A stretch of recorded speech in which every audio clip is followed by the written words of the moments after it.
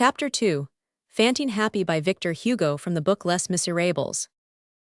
She made no movement of either surprise or of joy. She was joy itself. That simple question, "En Cosette?"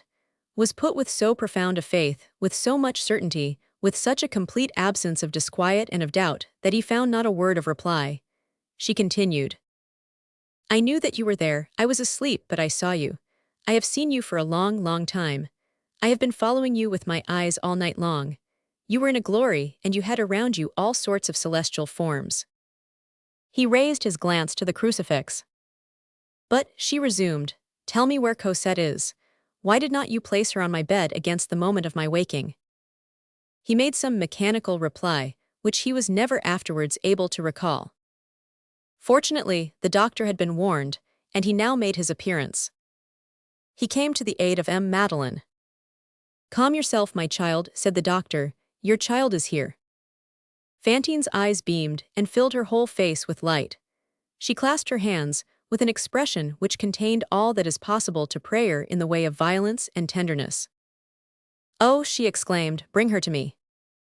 Touching illusion of a mother, Cosette was, for her, still the little child who is carried. "Not yet," said the doctor, "not just now, you still have some fever.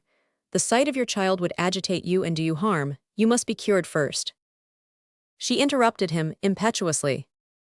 "But I am cured. Oh, I tell you that I am cured. What an ass that doctor is, the idea, I want to see my child." "You see," said the doctor, "how excited you become.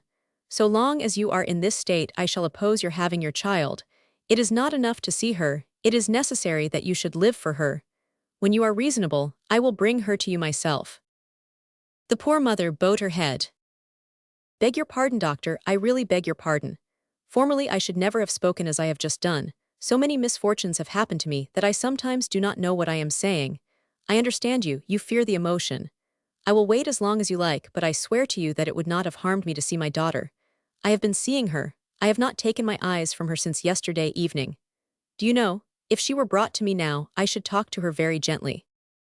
That is all. Is it not quite natural that I should desire to see my daughter, who has been brought to me expressly from Montfermeil?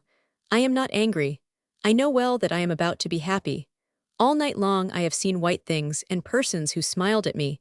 When Monsieur le Docteur pleases, he shall bring me Cosette. I have no longer any fever, I am well.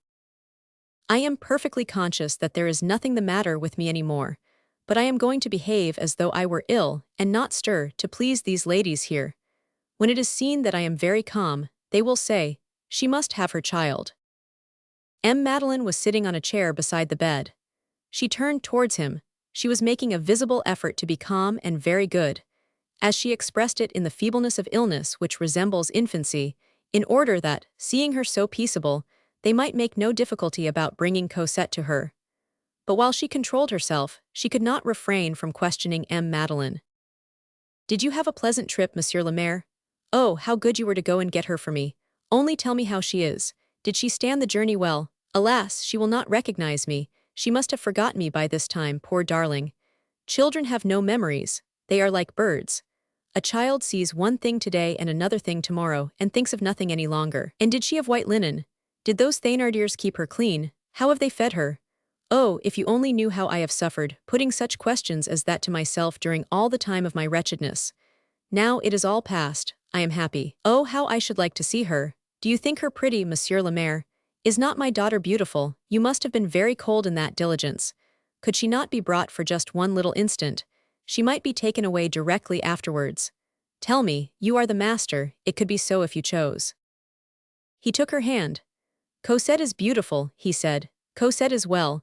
You shall see her soon, but calm yourself. You are talking with too much vivacity, and you are throwing your arms out from under the clothes, and that makes you cough." In fact, fits of coughing interrupted Fantine at nearly every word. Fantine did not murmur. She feared that she had injured by her too passionate lamentations the confidence which she was desirous of inspiring, and she began to talk of indifferent things. "Montfermeil is quite pretty, is it not? People go there on pleasure parties in summer. Are the Thénardiers prosperous? There are not many travelers in their parts. That inn of theirs is a sort of a cook-shop." Madeleine was still holding her hand and gazing at her with anxiety. It was evident that he had come to tell her things before which his mind now hesitated. The doctor, having finished his visit, retired. Sister Simplice remained alone with them. But in the midst of this pause, Fantine exclaimed, "I hear her, mon Dieu, I hear her." She stretched out her arm to enjoin silence about her, held her breath, and began to listen with rapture. There was a child playing in the yard, the child of the portress or of some workwoman. It was one of those accidents which are always occurring, and which seem to form a part of the mysterious stage setting of mournful scenes. The child, a little girl, was going and coming, running to warm herself, laughing, singing at the top of her voice. Alas, in what are the plays of children not intermingled? It was this little girl whom Fantine heard singing. "Oh," she resumed, "it is my Cosette, I recognize her voice." The child retreated as it had come, the voice died away. Fantine listened for a while longer, then her face clouded over, and Madeleine heard her say, in a low voice, "How wicked that doctor is not to allow me to see my daughter. That man has an evil countenance that he has." But the smiling background of her thoughts came to the front again. She continued to talk to herself with her head resting on the pillow. "How happy we are going to be, we shall have a little garden the very first thing, Madeleine has promised it to me. My daughter will play in the garden, she must know her letters by this time, I will make her spell, she will run over the grass after butterflies, I will watch her, then she will take her first communion. Ah, when will she take her first communion?" She began to reckon on her fingers. 1, 2, 3, 4, she is 7 years old. In 5 years she will have a white veil and open-work stockings, she will look like a little woman. Oh, my good sister, you do not know how foolish I become when I think of my daughter's first communion. She began to laugh. He had released Fantine's hand. He listened to her words as one listens to the sighing of the breeze, with his eyes on the ground, his mind absorbed in reflection which had no bottom. All at once she ceased speaking, and this caused him to raise his head mechanically. Fantine had become terrible.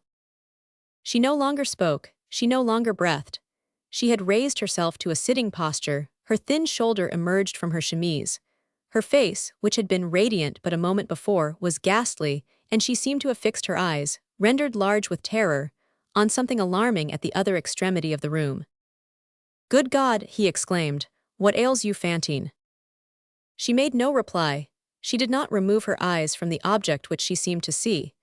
She removed one hand from his arm, and with the other made him a sign to look behind him. He turned and beheld Javert.